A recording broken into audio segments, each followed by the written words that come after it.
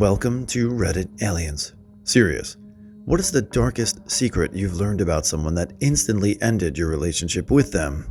Please remember to like, share, and subscribe. My girlfriend's father was arrested. It turns out he had been molesting her for several years and had gotten her pregnant. What I had thought had to be her brother turned out to be her 18-month-old son. Being 16, I didn't know how to deal with the whole situation, so I broke it off. She told me that she cut open her pet cat when she was a kid to see what it looked like inside. She told me like it was a funny story, and that coupled with a few other things made me instantly decide to end it, but not in person because I don't like being stabbed. Although no gun was involved in this story, this poster dodged a bullet. It was more the other way around for me.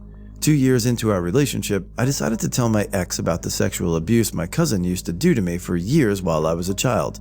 Upon telling my ex, he got really angry and told me I had betrayed him. I lied to him about being a virgin, and I was an impure slut. Basically, it ruined our relationship. He shamed me. He was the first person I told, and he would bring it up every argument to make me feel bad. It didn't end the relationship straight away, but it opened the floodgates to him abusing me emotionally, physically, and sexually. We stayed together another 2 years, and he broke up with me because I was trying to tell him he was treating me wrong all this time, and he refused to believe he was in the wrong. A guy I worked with for a year seemed a really cool guy, and we got on pretty well. He would come out with some weird stories. One I remember involved dressing as a cop and having a fake hand grenade. I thought he was just a bit of a BSer. Anyway, he invited me to his home one day, and I saw a whole new side of him. He had framed pictures of Hitler and SS guards on the walls around his bed. Then he started telling me that the Holocaust was all lies to make the Germans look bad, then started pulling out pictures of said Holocaust, saying how great they were. I tried talking rationally with him about it, but that instant was the end of our friendship.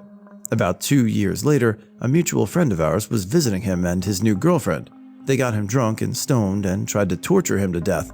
He managed to escape by jumping through a bay window and running to the neighbors. He had a collapsed lung and numerous burns. I was talking to this woman a week ago. We are from the same area and both lesbian. So I asked her if she knew some good gay clubs where you can be new without problems and also where you can be safe, as in not getting drugged by pills in your drink, etc. To which she responded, "Oh yeah, I used to do that, putting stuff in other girls' drinks." Needless to say, I will not go anywhere with her. Sometimes, fortunately, what happens in Vegas doesn't stay in Vegas. I teach English in South Korea. There was this Kiwi, Shane Rahui. Google that if you want to spoil the story, who came here about the same time as me. It's a smaller town, so the English-speaking community was tight-knit. We weren't the best of friends, but we hung out often enough. Some trips to Seoul, scootering across the countryside, boozing it up at some local bars. He was a nice guy, good sense of humor and funny. A bit weird sometimes. He didn't like to tell people his last name. I only found out quite a bit later. And the tip of his pinky finger is missing, and any inquiries into how he lost it is met with the joking, "Oh, a shark bit it off." 2 to 3 years after we met, he takes a trip to Vegas and I never see him again. Someone who knew him a little better than I sends me a message. Turns out he was a rather prolific child porn vendor, wanted on a bunch of charges in New Zealand where he used to work at a high school. He fled the country after he got caught before he was charged. They probably wouldn't have found him if he hadn't tried to take a vacation. A guy in my gaming group was accused of trying to molest a 5-year-old girl he was babysitting. She told her mother that he had tried to get her to come into the bathroom and touch his penis, so she ran to her room and locked herself in till mom came home. Initially, I tried to refrain from judging, even though this was a hot-button issue for me. But then I talked to him and his defense was, "I don't know, I might have, but I don't remember because I was drunk." Yeah. Stopped speaking to him after that. I already thought he was a dirtbag because he'd hit his wife while she was pregnant and he neglected his own children. But until then, I had been able to tolerate his presence at the gaming club. I don't know what happened at his court date because he dropped out of the gaming group before that. His wife had said if he was found innocent at his trial, she would take him back because it was too hard for her to decide whether he was guilty or not. This apparently awesome girl I went on a few dates with let slip after a bottle of wine that her mother had successfully hired a hitman in the past. That's all the nope I needed to turn tail and head for the hills. Smart.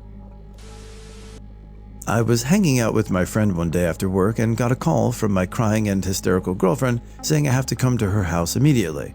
She said she just got back from a regular checkup at the doctor and they said she has diabetes. So thinking this is serious, I race over there, and when I get there, she's acting like nothing happened and everything is peachy. So I'm like, WTF? Then a week later, she told me while laughing, oh yeah, I drank a Coke right before having my blood drawn, so that probably screwed up the test. Well, come to find out, she faked a ton of illnesses growing up just to get what she wants at that moment. I broke it off later that week. Good. About 6 years ago, I lived with my roommate in a really nice apartment. He didn't seem like a bad guy. He was really nice, and he never really hated or judged anyone. There were a few things that seemed a little off though. Whenever I had my girlfriend, now ex, over, he would fidget or seem anxious. Whenever I had girls in general over, he wouldn't talk to them as much and he wouldn't make eye contact with them. One day, my girlfriend and I decided to invite her friend or coworker and my roommate to this jazz club. Throughout the night, I noticed that her friend and my roommate gave each other weird looks. My roommate got up to get something out of his car, and my ex's friend gave us a stern look and said, "Never, ever invite me to anything if he's tagging along." I was a little confused, so while my roommate was at work, I did a little snooping in his desk drawers. I looked through the drawers and found dozens of apology letters to my ex's friend Aaron. I don't remember exactly what it said, but it was along the lines of, "Please forgive me. What I did was horrible, and I've served the time for it." So I asked Aaron what happened. Before I was his roommate, she was, and they were really good friends until he raped her twice. He was in prison for about 4 or 5 years. I moved out as soon as I could. Dated this guy for about 5 months. It was quite the roller coaster, and I'm still not sure why I stuck around as long as I did, but I got some great stories out of it at least. He told me he got a job at a pizza shop. For about a week, he had all these stories about his day at work. He had actually twisted his ankle badly enough to need crutches right after starting this job, and told me this whole story about how his boss gave him a rolling computer chair to scoot around in so he could still work while he was resting his ankle. Then I found out it was all made up, which is a long story in itself. He had lied to me about this job and made up all these work stories. I let that go. There were multiple times throughout this relationship that people I didn't know and had never met would somehow find my number, call and text me, threatening me because he owed them money. I let that slide. There was one time when we went out to dinner at Pizza Hut and he gave our waitress a really hard time because her shirt wasn't tucked in, claimed to be a former Pizza Hut manager and that she wasn't up to the Pizza Hut standard of excellence. I was so humiliated by his behavior that I was practically in tears. I moved past that. One morning, I told him I had a scary dream about the apocalypse the night before. His response was, "I thought you didn't believe in God. How could you be scared of a dream about the apocalypse?"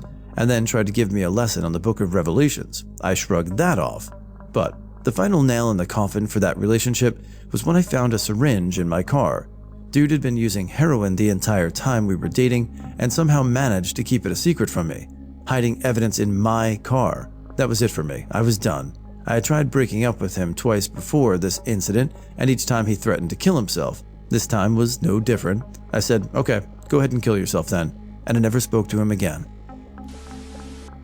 I had met this guy through a work function several years ago and found myself kind of interested in him.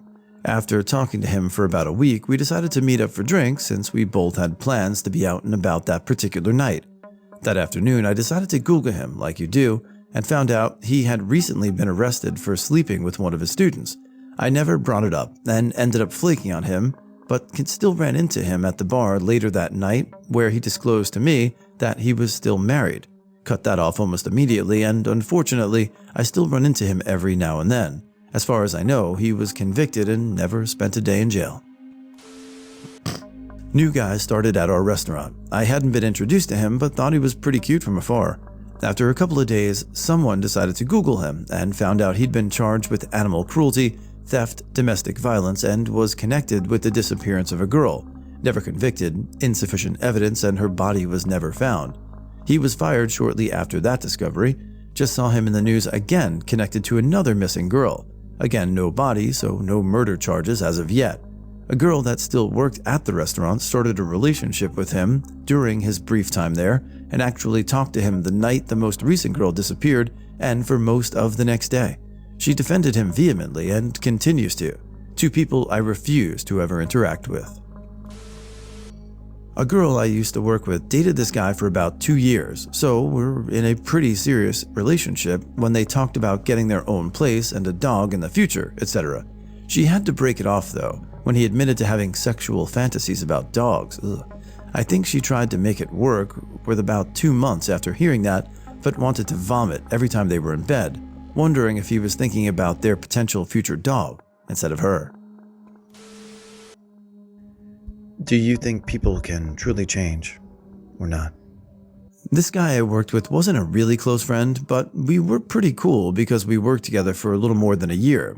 The day he started, one of my coworkers said she heard he was in prison because he accidentally killed a child somehow.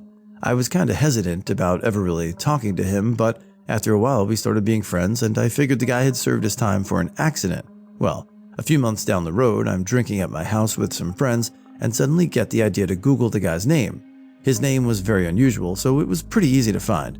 So I find an article on the internet about what the guy did, and it was not an accident.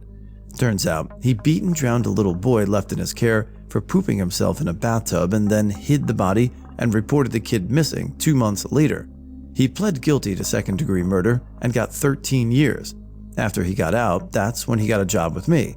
It was difficult being around him afterwards. I tried to distance myself from him after that, but he still talked to me often. Every time I see him from then on, I always thought about that poor kid he murdered. The woman who cut my hair starts talking about psychopaths and sociopaths and how they gravitate to her. Said she was in classes in some famous murderer. I recognized the name at the time, but have since forgotten who it was. Then she starts asking me all sorts of weird questions, almost like she was trying to encourage me to reveal that I am like them. I was polite, let her finish the haircut, and never returned. I was really close friends with a girl. One day, she tells me she's going to England with her boyfriend. They take off to England, they come back 6 months later, they had locked a brother and sister cat who were not fixed in a room that whole time. They had a couple of litters of inbred kittens, and they were feral. Instead of trying to find homes or take them to a shelter, they took them down to a stream and drowned them all. She told me this laughing over dinner. I called her an effing psycho and left and never saw her again. I never have been or have been so disgusted since in my life. A friend of mine started dating a guy she had been on and off with for several years. He and I went to college together and were pretty good friends. They dated for 3 months and then he cheated on her the day before her birthday. When she confronted him, he wouldn't deny it. The next morning, her birthday, he left a letter on her windshield at about 5 in the morning. In it, he said that the reason he cheated on her was because she was a high-maintenance bitch. Also, in the envelope was her mother's wedding ring, which he had taken to get resized to pick an engagement ring to propose. 1000% dick move. I never talked to him again. I took her to coffee that morning when she called me crying. We started dating 2 months later, got married a year after, and have been happily married going on 7 years. F that guy, but a happy ending, to be sure.